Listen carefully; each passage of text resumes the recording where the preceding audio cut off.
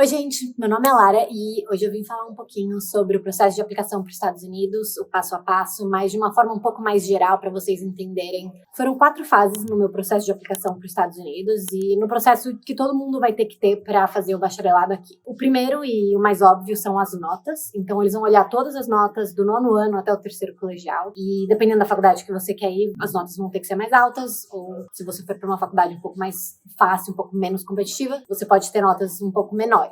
Algumas coisas que você tem que lembrar é, se você faz um colégio muito competitivo no Brasil, por exemplo, Bandeirantes, Porto Seguro, Dante, as faculdades já costumam saber que são colégios mais difíceis do que certas escolas públicas ou outras escolas que sejam mais fáceis. Então, você não precisa se preocupar com, mas eu tenho 9 no Bandeirantes e a pessoa que estuda na escola X, que é super fácil, tira 10. Não se preocupa com isso, porque o processo é holístico. Então, claro que eles vão perceber que a pessoa tem notas mais altas, mas eles vão estar olhando para aquela pessoa no contexto daquela pessoa. E aí que entram os standardized tests, que são os testes padronizados. Então, normalmente o SAT ou o ACT, basicamente você vai fazer essa prova. Todo mundo que aplica para faculdades nos Estados Unidos antes era obrigatório, agora não mais, depende da faculdade. Você faz o SAT ou o ACT e você manda para as faculdades. Normalmente eles têm o que a gente chama de super score, que é basicamente, digamos que você faça o SAT 5 vezes. O SAT tem a parte de matemática e a parte de inglês. Tô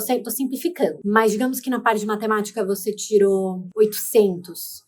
E depois, na segunda prova que você fez, você tirou 700. E na terceira, você tirou 750. E na parte de inglês, você tirou 600. Daí, 700. Depois, 750. Eles vão olhar para sua nota maior. Então, eles vão olhar para você quando você tirou 800 em matemática e 750 de inglês. Algumas faculdades, tipo Georgetown, elas vão querer ver tudo. Então, eles não participam do Super Score. Mas a maioria das faculdades, principalmente as mais competitivas, mais famosas, elas vão participar nesse programa de Super Score. Então, você faz as provas e você manda para eles as notas que você quer que eles considerem. A segunda parte da sua aplicação são as extracurriculares. As extracurriculares são as atividades que você fez durante o seu colegial e o 9º ano. Então, nos últimos 4 anos de colégio que você teve. Normalmente, eles vão olhar para todo tipo de atividade que você fez que não era necessariamente relacionada à escola. Tirar nota, estudar, etc. Então, por exemplo, se você participou de Olimpíada, fez algum esporte, cantava, tinha uma empresa, o que quer que seja, é o tipo de atividade que eles vão querer ver. Normalmente, você pode colocar 10 atividades no seu sistema de aplicação para os Estados Unidos. Então, quanto mais cedo você começa, melhores são as chances que você tem de acabar fazendo as 10 atividades para você poder falar na sua aplicação. Claro que se você está começando agora, não tem problema também, mas você está consciente de que você pode pôr até 10 atividades. Então é legal, principalmente se a faculdade for mais competitiva, que você tenha pelo menos atividades que estejam próximas de 10. O terceiro passo da aplicação são as recomendações. Elas são um pouco mais complicadas no Brasil, principalmente porque não são todos os professores que estão acostumados a escreverem cartas para os alunos, não sabem exatamente o que escrever, o que as faculdades querem ver, especialmente quando você está aplicando para faculdades que são mais competitivas, né? Então, falando aí de Harvard, Stanford, MIT,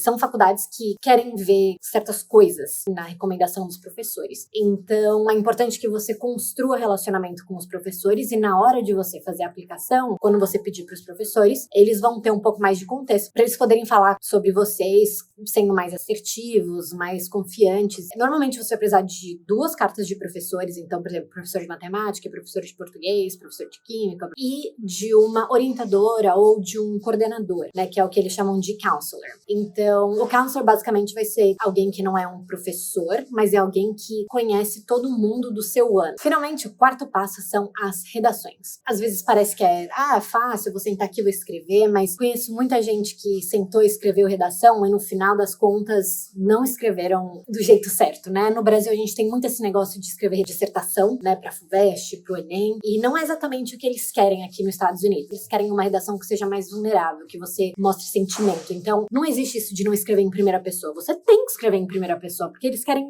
entender quem você é. Como eu disse, o processo é bem holístico. Então, digamos, por exemplo, que você estava nessa escola pública, que você não tinha muitas oportunidades, você tinha que trabalhar quando você tinha 15 anos para ajudar a sua família. Esse é o tipo de coisa que você vai colocar nas suas redações. Eles querem ver você como um todo. Então, nas suas redações é a sua oportunidade de falar um pouco sobre as oportunidades dificuldades que você teve, como você cresceu, o que faz você, você. E eu sei que muitas vezes tem...